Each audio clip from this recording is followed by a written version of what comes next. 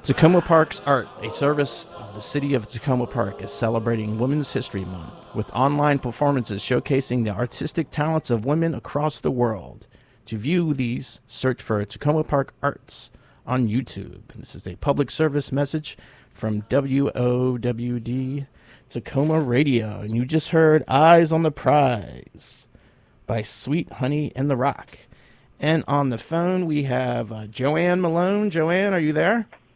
I am. All Can you right. hear me, Pete? I can. Great. And it is Joann. Every time I see this name written, I never know whether it's Joni, or Joann, but it's Joann. I'm glad I got that right. That's right. And thank you for having me on the show today, Pete. What an honor. Oh, thank you for it was an honor to read. I didn't get through the entire book, but I got through a lot of sections, and I felt like it was a movie. I felt like this should be a movie. Someone should make a movie about your... Have you been approached ever about turning your experiences into some type of film? Well, actually, I have been interviewed in a couple of films.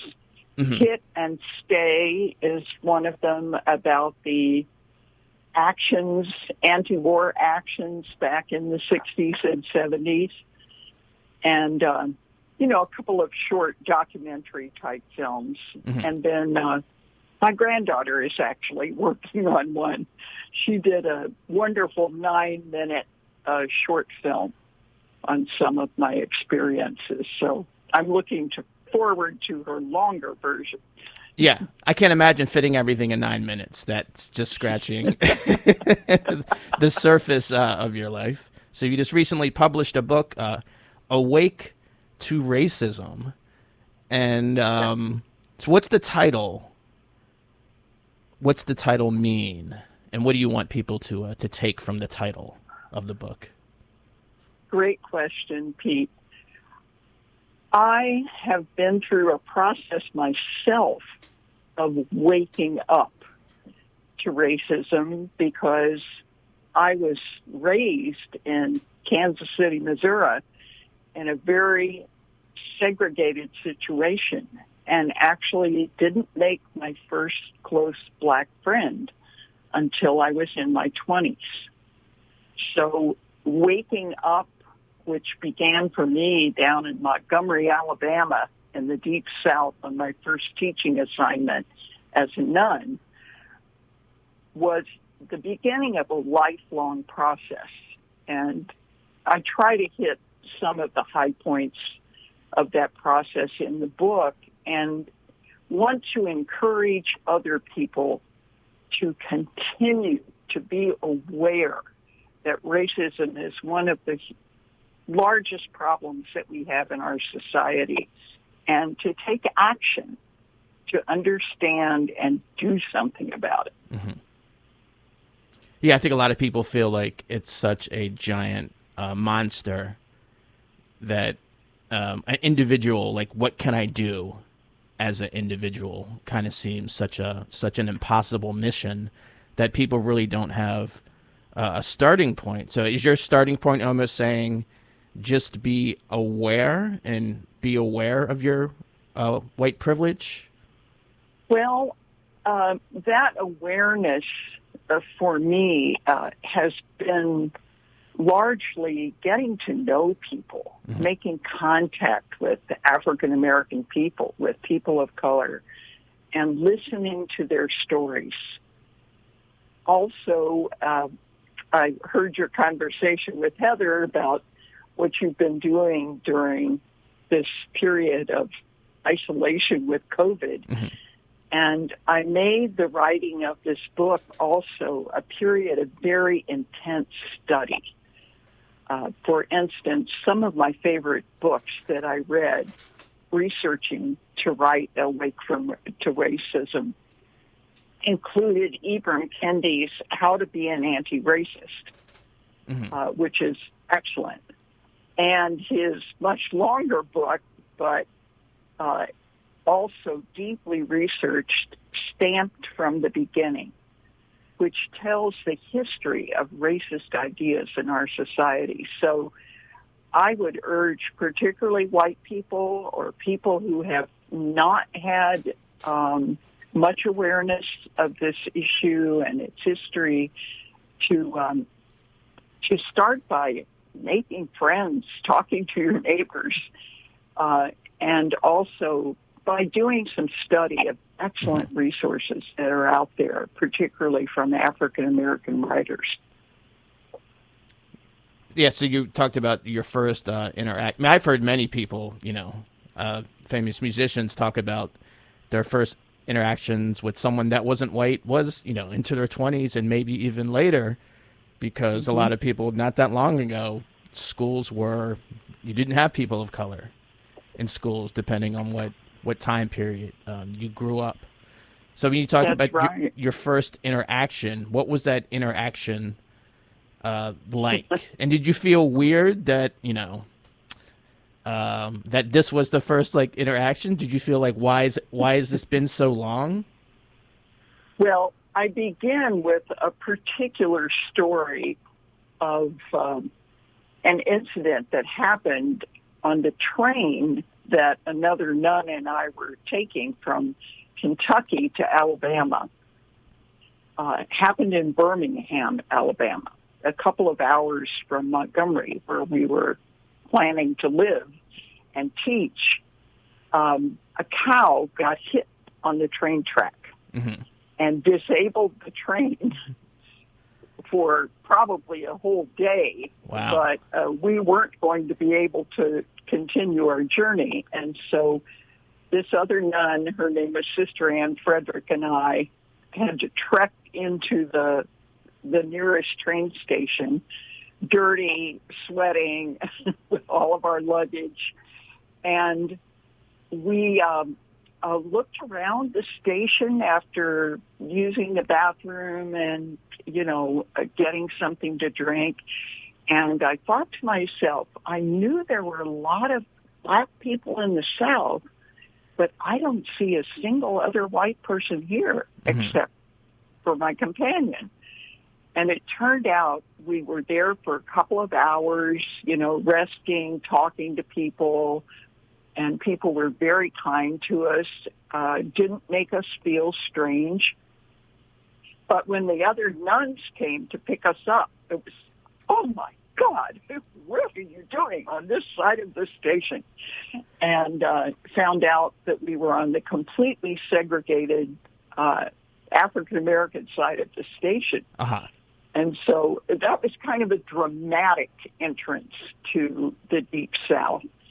But a couple of weeks later was the bombing of the church in Birmingham, killing 4 little girls. And I tell in the book that was my George Floyd. Right. So I also was only 22 years old, and the nuns were much older than me. 30 was ancient by then. And I made friends with the cook in the convent and the janitor in the school who were my age, and I could relate to them. And those were my 2 really close black friends in the South. Wow. So when the bombing happened, Amy, the cook, and I just sat at the kitchen table. She sobbed in my arms, telling me how this felt to her, that she had relatives in Birmingham. She was worried that they were injured, possibly part of the bombing, and she couldn't find out quickly how they were doing. So it was very personal. And then when you talked about segregated schools, the school I taught in was very small, about 300 students, all white. It was Catholic school, and Catholics were a very small part of the population in Montgomery. Another school had 150 students, all black school. And so my action that year to try to get some communication going between the 2 schools was to start a baseball team. And that was the first action toward what became a long history of civil rights and anti-war actions. Mm-hmm. Wow. Yeah, it kind of seems like that baseball game was, very symbolic of you bringing two groups together that probably wouldn't have. And so within the church, was there different ideologies as far as even dealing with civil rights and dealing with, voting rights and stuff like that? Well, on various levels in the church as a whole, I think the reaction of some of the white parents who were terrified to have their children participate in this little baseball team got me transferred at the end of that year. So I was sent back to my home city and actually the school I had taught in before. So I think there was negative reaction on the part of some people in the church there toward and fear, a great deal of fear on part of the white population.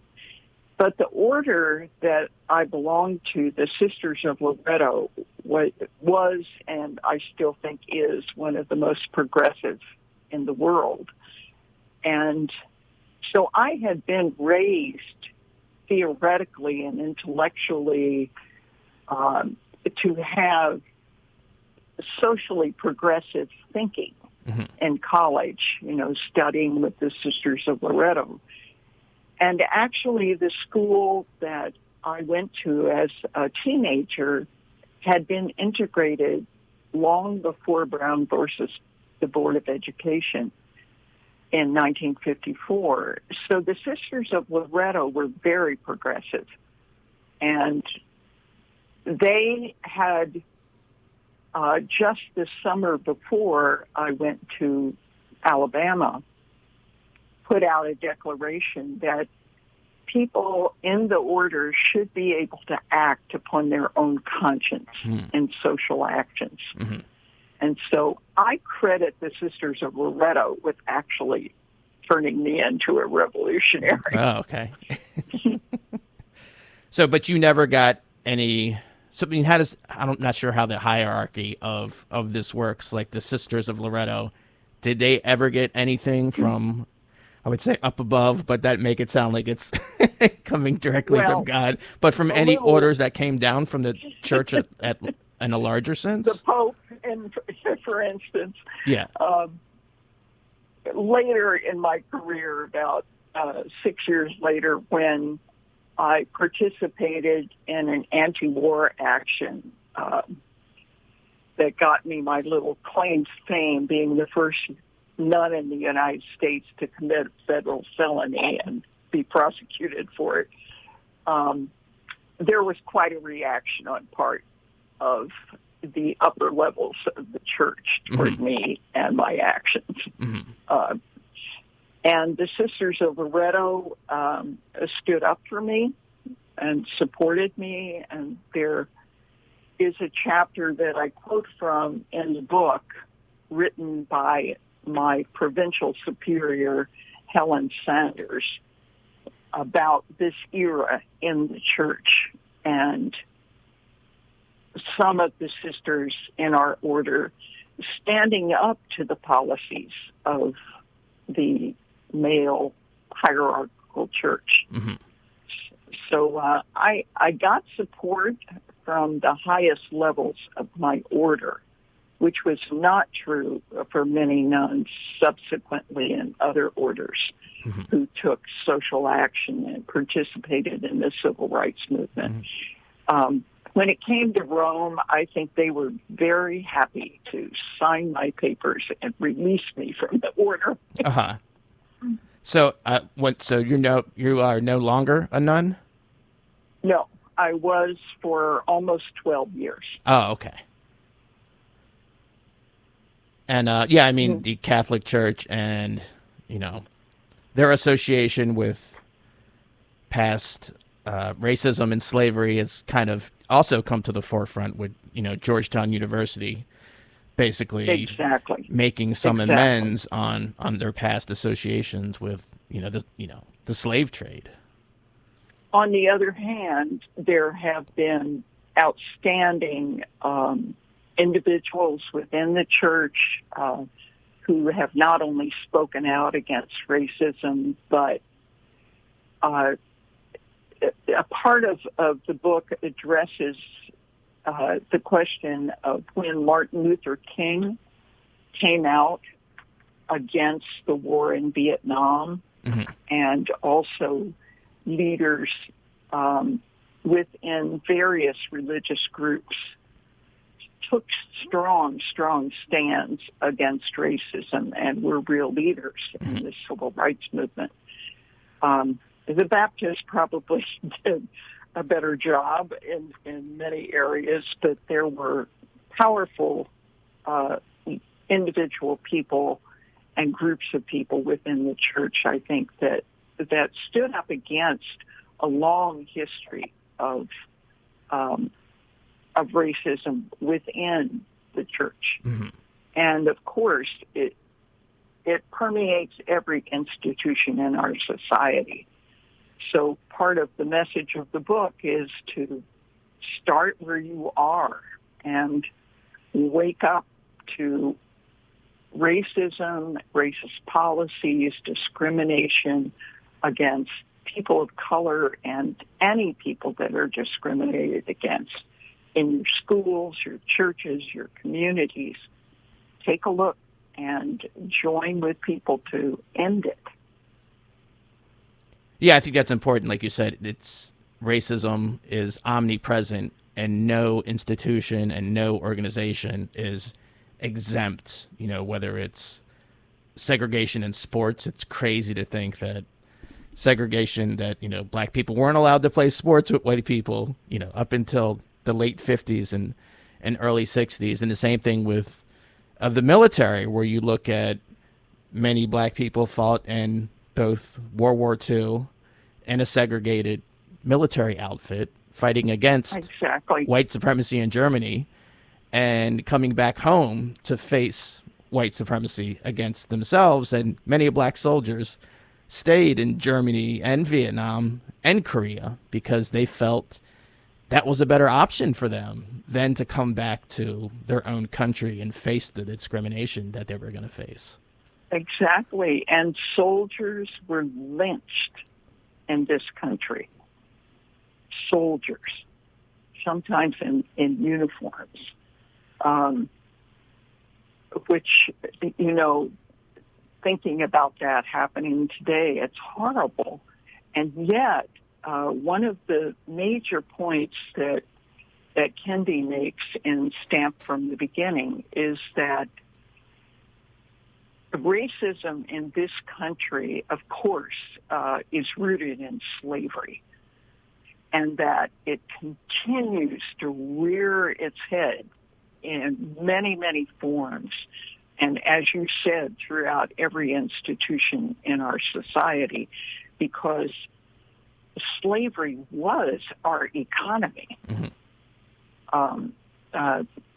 Wilkerson makes a great point of that in Caste, that it wasn't just something laid on top of a wonderful system the way our some of our textbooks would say today, but it was the very root of our economic system. So to root it out is a constant process that all of us need to be aware of and participate in to have a complete change. And one of the points that I also try to make and found in my study of these wonderful writers is that racism didn't always exist. Mm-hmm. You hear that, oh, this has always been with us, it'll never change. It's just human nature. And historically, that's not really true. Not the the type of racial discrimination to the point that people were not considered human beings. They were considered property. Right. Under the system that developed first by the Portuguese in the 15th century, and then in the U.S., it's a system that is entrenched in our thinking and in our society that can change. It didn't always exist. People created it, and we can change it. Yeah.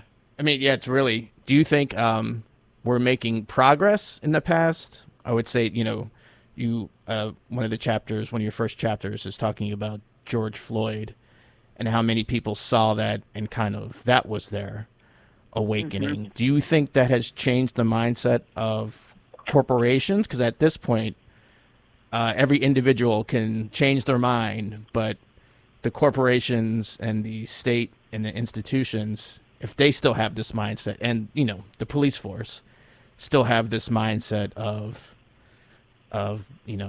non-white people as being less than them, nothing is really going to change. So do you see fundamental changes in the prison system and in the police system specifically?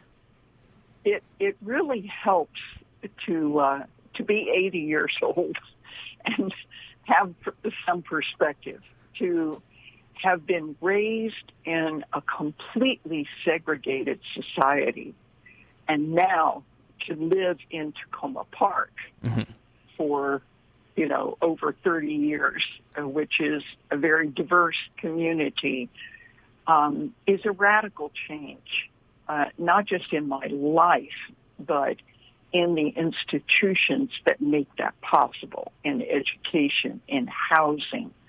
On the other hand, a tremendous change has to happen. We cannot tolerate, in my opinion, having the level of police brutality and murders of African American people with impunity. If George Floyd's murder had been just one instance, that it would have been absolutely horrible and did horrify people around the world that came out in protest. But as any African American person can tell you from their own personal experience, this has been going on now for over 400 years in this country. And it happens far too often. At the end of my book, there are 10 pages of names of people, most of them killed by police or by institutions within this country that are recognized as, part of our legal system. Another aspect of the book is, you mentioned prisons. I don't know if a lot of people really know or face the fact that 25% of the prisoners in the world are in the United States. Wow. We're 1/4 of the population of the world, and we have 1/4 of the prisoners. Yeah. And a very high percentage of them are African American and people of color, other people of color. In 12 states in the United States, half of the prison population is black.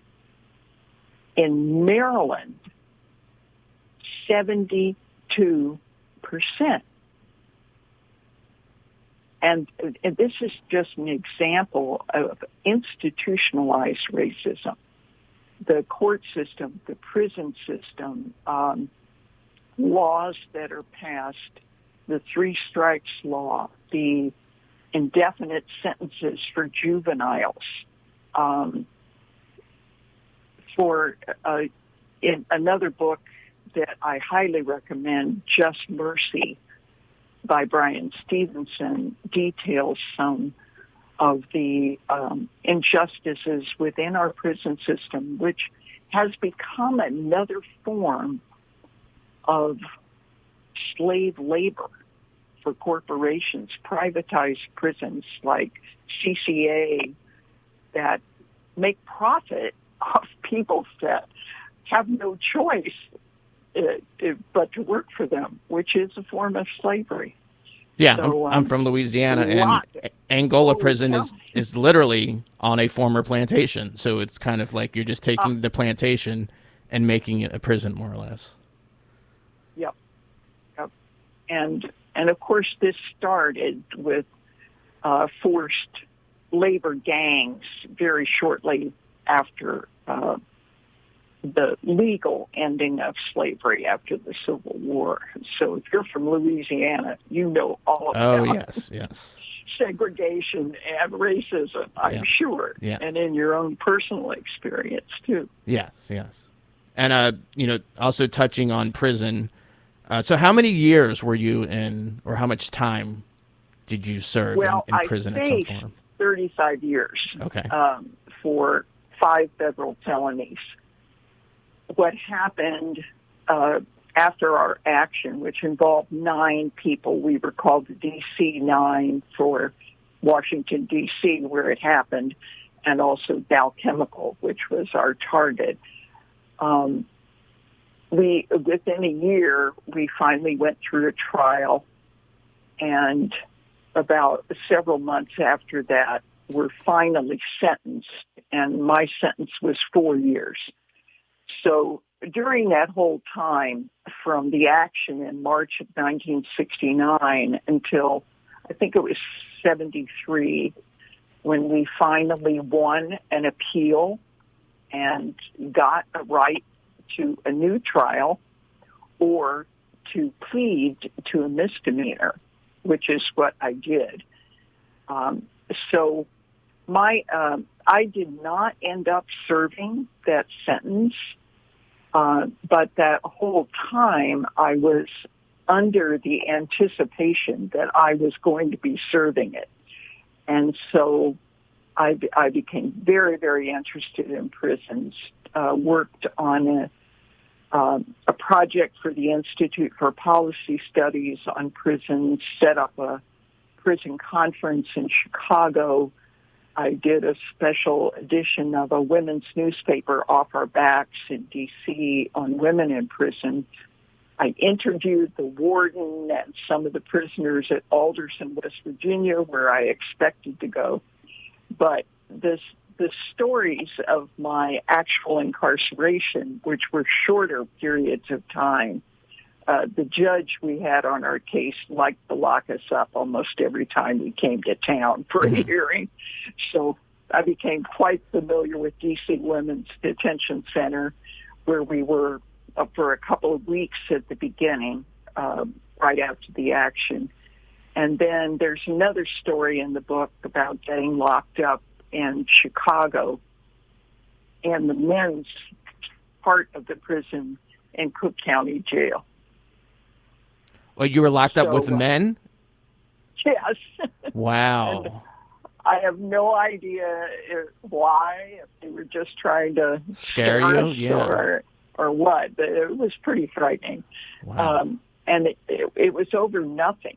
I just didn't stand up fast enough. But it was in a very volatile courtroom situation where the Chicago 8 were being tried in the same building as friends of mine who had overthrown the Chicago Draft Board and burned the files. So they were wild times. Oh, yeah. I mean, yeah. Just between 68 and really, I think the whole scope of what we consider the bulk of the Vietnam War, just everything that happened within that time frame, the assassination of Martin Luther King and everything else. Part of writing the book was really triggered. George Floyd's murder was the it felt, I think, to a lot of people like a last straw, and yet it hasn't been. There have been other murders since, and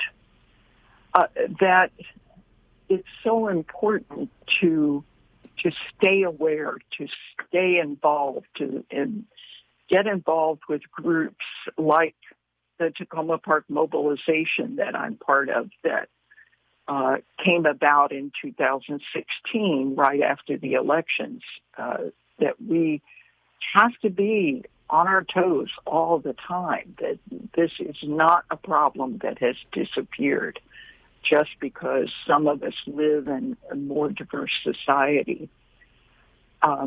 It's constant change. So I hope that Awake to Racism both not only tells my story to some degree, it's just pieces of it that relate to this issue, but also I wanted to give voice to the many amazing authors, artists, leaders in the Black community that constantly inspire me to keep fighting, to not let up our guard, and also to enjoy the benefits of our labors, which is to be able to have a diverse and beautiful community, which is going to happen, whether people that are trying to prevent it from happening do whatever they can or not. Mm-hmm. It is happening. It is the future. One of the people that I called upon to help educate me even more during this writing process was my granddaughter, who gave me a wonderful list, which at least part of it is in the book, of books to read, films to see, music to listen to, and organizations to donate to. So I hope part of the value of the book is the bibliography, mm-hmm. With books like Angela Davis's "Should Prisons Exist? Are Prisons Obsolete?" You know, they're just wonderful works out there that can help people start conversations with loved ones and family members that might think differently. Yeah, I saw Angela Davis speak a few years ago at Busboys and Poets, and it was really it was really amazing to hear. You know, that she is still alive is the most amazing fact out of all this. But right, that she survived her own prison time. Right. All of the attacks and threats against her life that have been going on, and she just keeps speaking out. She's definitely one of my great heroines. Yeah. Did you ever had a chance to meet her? I've also heard her speak. Mm-hmm. I heard her speak. I think it was at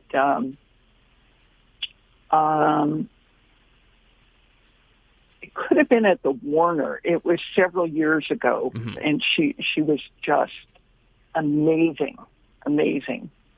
So we have powerful leaders already, and we need to hang in there and listen to them and keep acting, because I hope the book ends on a positive note, that it is in the interests of white people to have an anti-racist, diverse society. Mm-hmm. Sometimes I think people think they have to give up something. At right. least that seems to be the fear on the part of some of my own relatives, mm-hmm. who vote very differently from the way right. I do. From the people that attacked the Capitol, for instance, and are trying to resurrect the Civil War, mm-hmm. That it's in our interest, all policies that have taken place that make our society more equal, more just, make it better for white people too. In fact, statistically, white people benefit even more from many of the laws and the policies that have been enacted that make health care and education and opportunities to perform art and to get degrees and to become doctors and scientists and all of these things that we want for everyone, that white people benefit from these changes. So we're all interconnected. We are, and together, hopefully, we are building a diverse and beautiful, creative, powerful people. Yes, I think so that we can all breathe. Yeah, there's an expression, a rising tide raises all ships. I think that definitely applies to this situation. So, yeah, unfortunately, we're coming to the close. So how can people find your book, Awake to Racism? Good question, Pete. Right now, the easiest way to get it is on Amazon. It's available both as an ebook and a print paperback. Eventually, I'm hoping to have it available in other sources also, but you can download it very inexpensively and read it on any of your devices on Kindle, and also get one in your hands, which is very exciting for me. This is my first published book. I've been published in some other books and articles and that kind of thing, but I've written other books, but they haven't made it to publication. So I'm so happy to be able to share it with others and encourage you to write about your own experience growing up in Louisiana and share it with the world, and for us to all continue these conversations. It's been a real honor and privilege to be a guest of yours on Thoughtful. Thank you so much. Oh, thank you, Joann. And I look forward to seeing the feature film about your life. It's good to have a granddaughter who's a filmmaker. Yeah. But if there are any other filmmakers out there, hurry up, because I am 80. Thank you. Thank you, Joann. I appreciate it. Thank you. All right. So that was Joann Malone. You can get her book, Awake to Racism. Go on Amazon. You can find it there. So we're going to leave you, before Brian comes in, with Roadside Attraction with a double shot of Sweet Honey in the Rock. So continue listening.